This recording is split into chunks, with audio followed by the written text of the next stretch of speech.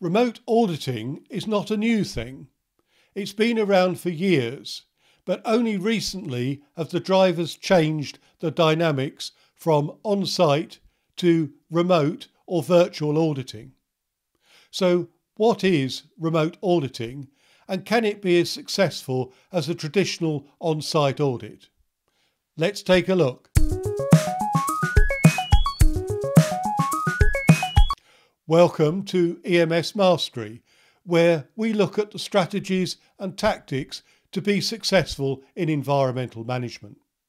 If we're meeting for the first time, my name is Andrew Marlowe. Here in spring 2020, we are in the midst of a global COVID-19 pandemic, with many businesses operating on reduced hours and trying to continue operations together with meeting government guidelines on social distancing, use of personal protective equipment and observing strict hygiene practices. Not a good time for a regular ISO 14001 audit or even internal audits. However, it is possible to operate remote audits under these conditions now and when, hopefully, the pandemic is a thing of the past in the future. Indeed, a chart of the percentage of on-site audits versus remote audits would be expected to show a near 100% completion of on-site audits until the outbreak of the COVID-19 pandemic, while during our current lockdown that percentage will have swung towards nearly 100% remote audits. It will be interesting to see whether it will return in favour of on-site audits or whether the trend will be for a greater number of remote audits in the future. So, whatever the future is for remote audits, let's explore some issues relating to remote auditing. Firstly, what is a remote audit? A remote audit should be designed to deliver the same outcome as a traditional on-site audit, but using electronic methods to remotely obtain audit evidence and to evaluate it objectively in order to determine the extent of conformity against the audit criteria. Remote auditing techniques are like the traditional audit, but you can share files via email, OneDrive or Google Drive.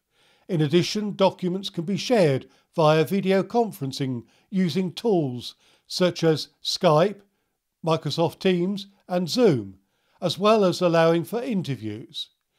The remote audit can deliver efficiencies in the review of documents and records, which can be even more effective than an on-site audit. Some parts of the audit can present difficulties during the remote audit, especially when it involves the observation of manufacturing or operational processes. In these cases, remote audits can use live video or even surveillance video to gather the necessary audit evidence. Benefits of remote auditing. So, do remote audits offer any specific benefits over on-site audits? Here are a few benefits to consider. Reduction in travelling costs. With many organisations storing their documents electronically and accessible from anywhere using a cloud portal, it makes economic sense to reduce travelling and subsistence costs by conducting a remote audit on these documents. Personal experience from supporting one of my clients has saved over £30,000 of travelling costs through the completion of remote audits. Less environmental impact. With the lesser travelling comes a reduction in the environmental impact in the form of reduced CO2 emissions, which may help all parties to reduce their greenhouse gas emissions, as well as a reduction in other environmental impacts, such as the use of hotel accommodation. Better auditing of difficult locations. Some locations to audit can be difficult to access for many reasons, such as being in an isolated area or region, or where strict visas or permits are required. Conducting a remote audit in these situations can increase the accessibility of the site to the audit process. On-site audit logistics. Given the complex logistics for some on-site audits, such as booking conference rooms, arranging audit team accommodation, and interruptions to employees' regular workflow and other related inconveniences, the remote audit can reduce these overheads to facilitate the completion of the audit programme. Greater efficiencies.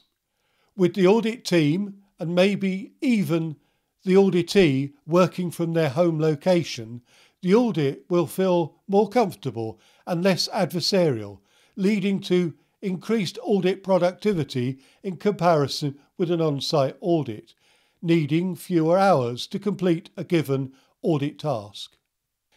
Barriers of conducting remote audits. So the benefits look very attractive. However, it is worth looking at some of the barriers to implementing remote audits. Recognition of remote audits. The certification and accreditation bodies have not fully embraced remote audits in the past, as they do not fit their perception on an effective audit process, with concerns about the allocation of audit time for remote audits, auditor competency to deliver audits, and their effectiveness compared with the on-site audit. With the current COVID-19 pandemic, this view has changed, at least for now, with remote audits becoming the norm. Issues with technology. Technology is a wonderful thing. It can be a great enabler for remote auditing. However, it can be one of the major challenges with network connections and Wi-Fi connections which may not be reliable, technical difficulties for access to corporate networks via virtual private network connections, or organisational bans on video conferencing software which can prevent remote audits from becoming effective. Engagement levels. All parties need to ensure that they fully participate in the remote audit, with the need for auditees to give their full attention to the remote audit by scheduling their time rather than considering that a remote audit is less important than an on-site one. Similarly, auditors need to ensure that they can fully engage with the remote auditing process and to overcome the difficulties of the interpersonal communication skills and understanding of non-verbal communications during the remote audit. Auditor acceptance. Auditors who have been trained and completed a large number of on-site audits may not fully accept that remote audits can be as effective as on-site audits.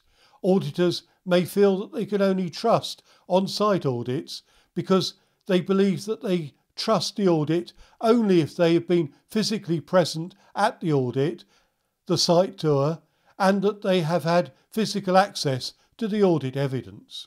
Auditor competence.